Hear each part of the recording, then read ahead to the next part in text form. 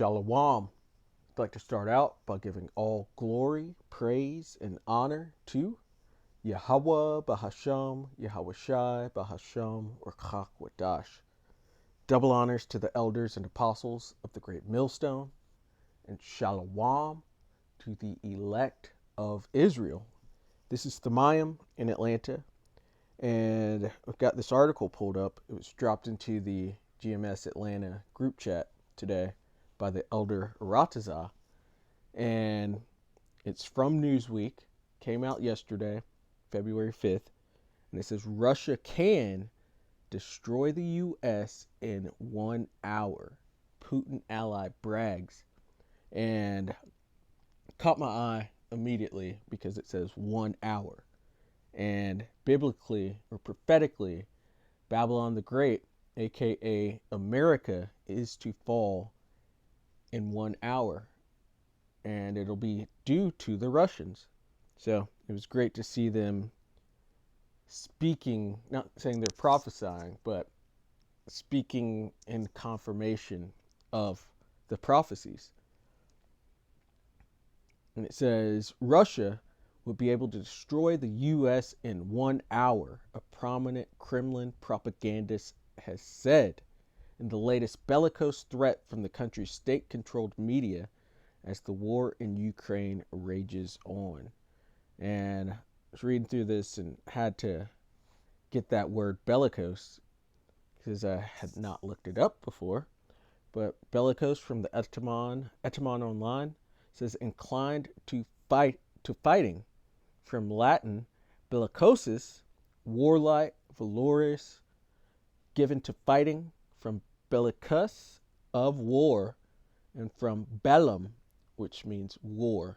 And you might have heard of the antebellum age, the time before the Civil War, as spoken of here, at least in America. It says the best etymology for duellum so far has been proposed by Penault, 1987, who posits a dim. All right, we don't have to read that, but ultimately it's inclined to fighting, or warlike, given to fighting. And so we've got that.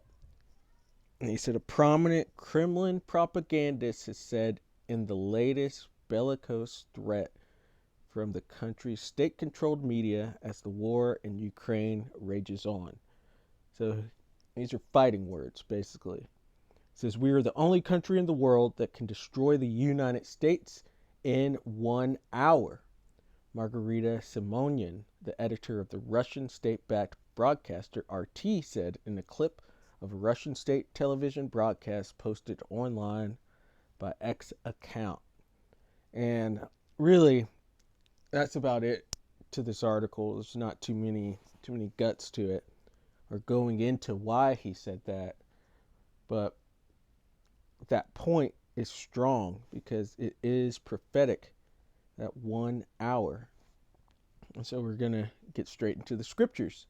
This is Ezekiel 38 and verse 10. It says, thus saith the Lord power, it shall also come to pass that at the same time shall things come into thy mind, and thou shalt think an evil thought. And this is speaking to the Russians. Up above it calls them Gog and Magog, which are the Russians.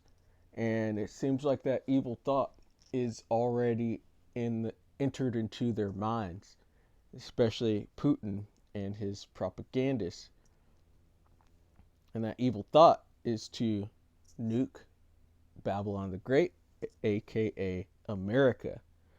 And it says, and thou shalt say, I will go up to the land of unwalled villages, America. I will go to them that are at rest, that dwell safely, all of them dwelling without walls, and having neither bars nor gates. And that is America. People are careless here and don't think that anything could happen to America, mostly because it's surrounded by both the Pacific and the Atlantic, which creates a natural barrier. So people think that they're completely safe here.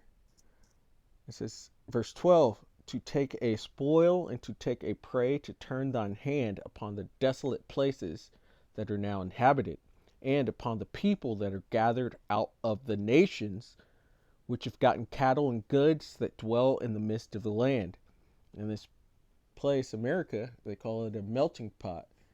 And it has been a gathering of the nations. People from every single nation are dwelling here within America.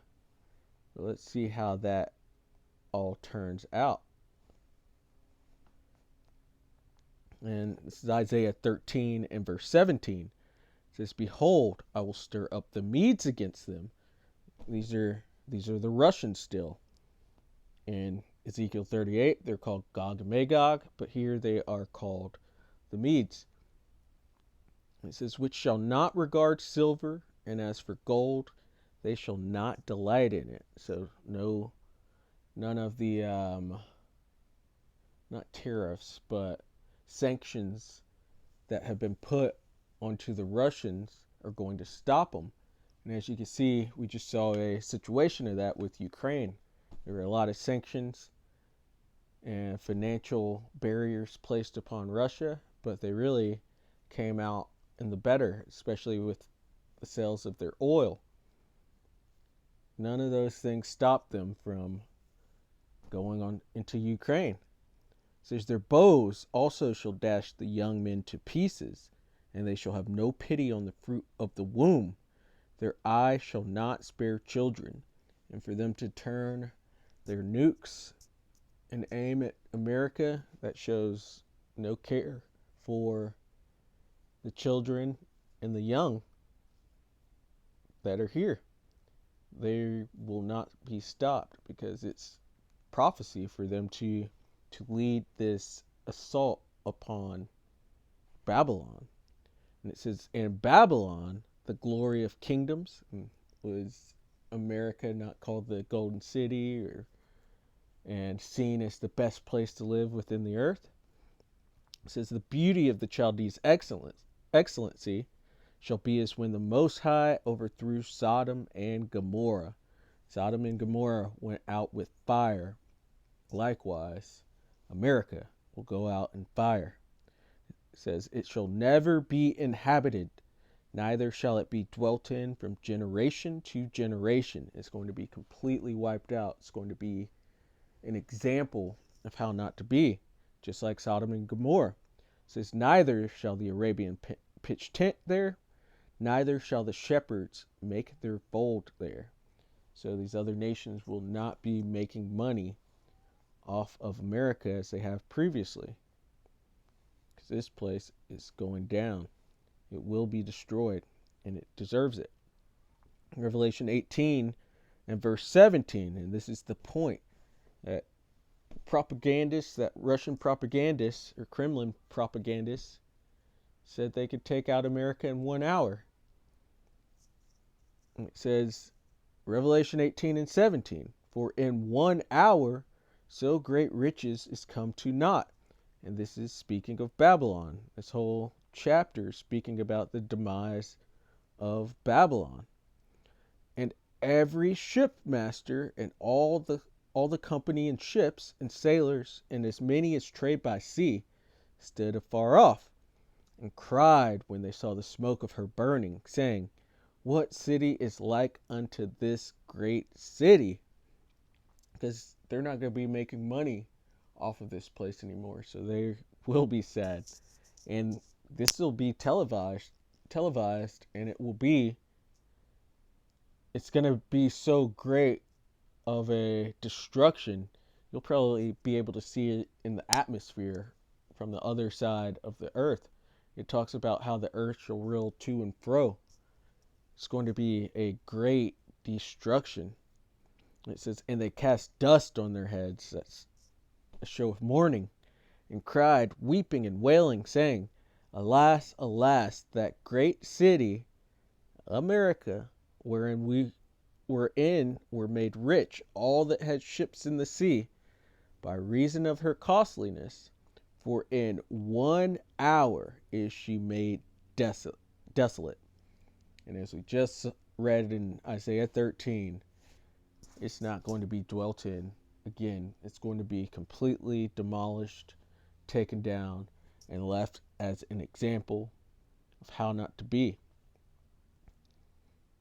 And so, Lord willing, that was edifying. I'd like to give all glory, praise, and honor to Yahweh Bahasham, Yahweh Shai Bahasham, Urkach Wadash. Double honors to the elders and apostles of the Great Millstone, and Shalom to the elect of Israel. Shalom.